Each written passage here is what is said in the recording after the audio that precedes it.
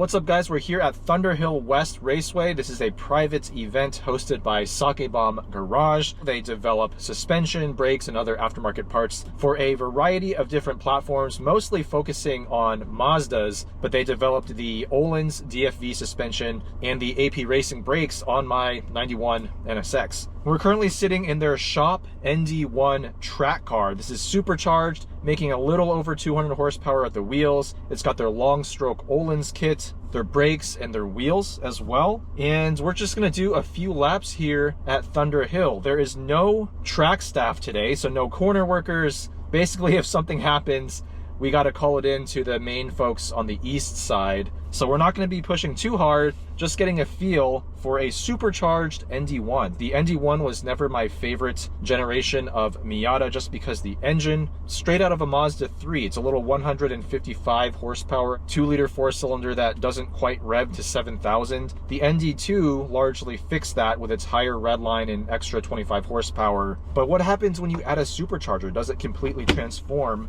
this car?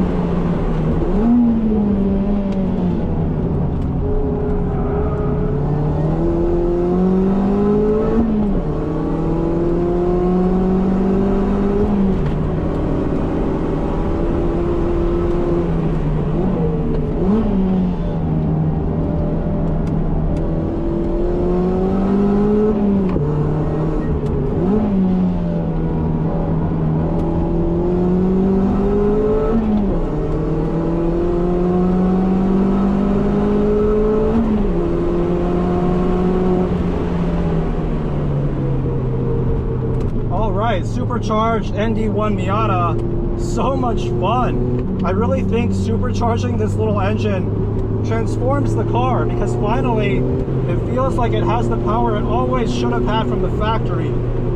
Just over 200 at the wheels in a 2,300 pound car.